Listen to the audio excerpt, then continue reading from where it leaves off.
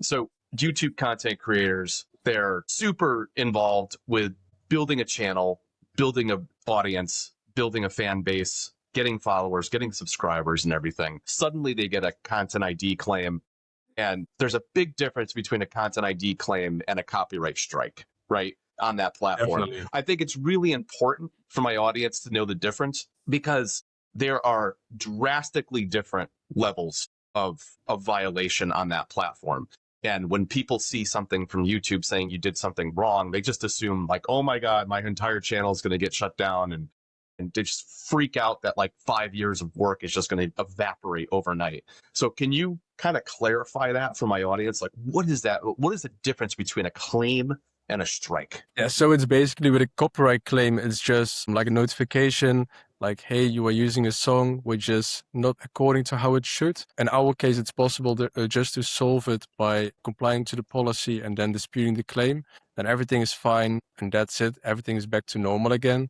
I mean, with a copyright strike, it's a bit more rough because you can just get a couple of strikes and eventually your channel gets removed. Mm-hmm. But that's that we are not doing. But you are definitely right. That's also why there are a lot of content creators and they are quite afraid of getting like these notifications from YouTube because they believe it's similar to a strike. So it's really important that the content creators, they also get taught a bit that a claim is not the same as a strike. Yeah. Yeah. And that education is challenging because I think, you know, based on what I said earlier, people get real paranoid with all this effort that they put in. And I could see where that's frustrating and just completely demoralizing when you get an email saying that you did something wrong and you're kind of, this is going to provide, you know, your life and your income. The content creator economy is just building and building and building. Ever since COVID, it's like between podcasts, between online social media influencers and content creators, I mean, it's a booming industry. I think it's estimated to triple by the end of 2027, 2028 from a couple of seminars I've gone to. Mm-hmm. And it's really by the virtue of the fact that more people are doing things and trying this landscape out because they're tired of certain things. They're tired of their 9-to-5 grind. They're tired. They have this journey or this vision or this dream they've always wanted to kind of, you know, fulfill for themselves. Maybe they're into fitness, maybe they're into music, maybe they're into reaction videos or something, and people thought they were funny. So they decide, hey, I want to make this channel and see how far I can take it. Maybe I can monetize it. Maybe I can get some sponsorships and maybe I can do that, you know, and navigating that in a way to understand that you're doing it correctly. And you're not gonna take this 3, 4, 5 years worth of work and just torpedo it by screwing up with some kind of copyright thing.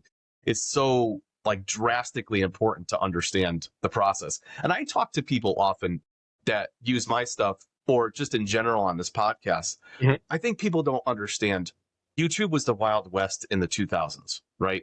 When the platform opened up in like 05, 06 and the first like several years, honestly, there weren't these things in place, right? The YouTube just was, you could make a ton of money just having 1 million hits on a video. I mean, I knew people that created videos that had 1 million, 1.5 million hits. I made $7,000 over a weekend because nobody was making content for the platform at that time, you know? Now you fast forward quite a bit. It certainly did.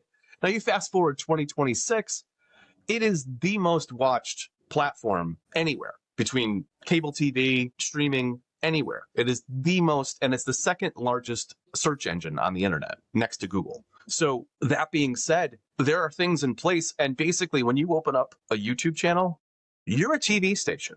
And I think that's the thing that content creators don't fully grasp is that you are your own broadcast network and you have to comply with all those things. And we're talking globally. The reach isn't just locally. You know, you could be in Denmark, you could be in France, you could be in the United States, you could be in Australia, you could be in Indonesia.